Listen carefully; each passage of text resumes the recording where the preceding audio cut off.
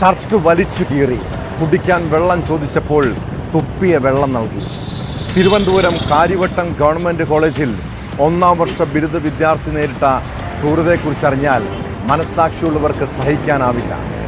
കോളേജിലെ senior junior വിദ്യാർത്ഥികൾ തമ്മിലുണ്ടായ സംഘർഷത്തിനൊടുവിലായിരുന്നു ക്രൂരമായ റാഗിംഗ് പീഡനം.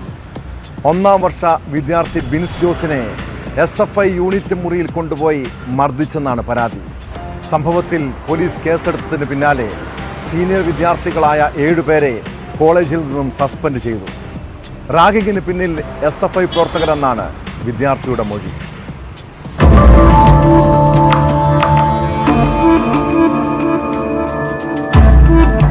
കഴിഞ്ഞ 11-ന് ക്യാമ്പസിൽ ജൂനിയർ സീനിയർ വിദ്യാർത്ഥികൾ തമ്മിലുണ്ടായ വാക്കുതർക്കം കയ്യാങ്കളിയിൽ കലാശിച്ചിരുന്നു.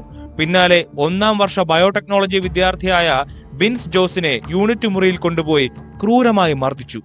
SFI പ്രവർത്തകരാണ് റാഗ് ചെയ്തതെന്ന് വെളിപ്പെടുത്തിയ വിദ്യാർത്ഥി ദുരനുഭവം വിവരിച്ചു. ഷർട്ട് വലിച്ചു കീറി, കുടിക്കാൻ വെള്ളം ചോദിച്ചപ്പോൾ തുപ്പിയ വെള്ളം നൽകി. ഞാൻ വെള്ളം ചോദിച്ചു, തൊണ്ടാണ്ട് വെള്ളം ചോദിച്ചപ്പോൾ എല്ലാവരും പുറത്തിറങ്ങിയിട്ട് വെള്ളം ഒരു ചേട്ടൻ ഇങ്ങനെ പാവല്യ കൊടുക്കാന്ന് പറഞ്ഞ് ഒരു കുപ്പി വെള്ളം കൊണ്ട് തന്ന്.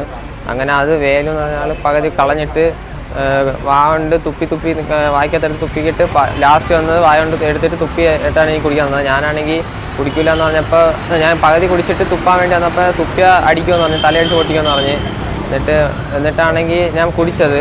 എന്നിട്ടാണെങ്കിൽ എന്നെ അവിടെ ഇരുത്തിയിരുന്ന് 1 മണിക്കൂർ കഴിഞ്ഞിട്ടാണ് അവിടെ നിന്ന് വിട്ടത്.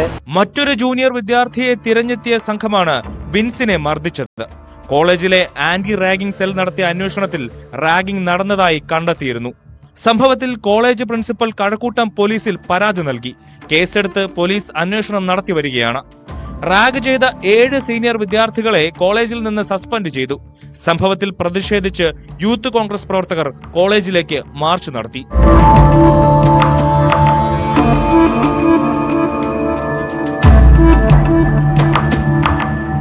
ന്യൂസ് 18 തിരുവനന്തപുരം.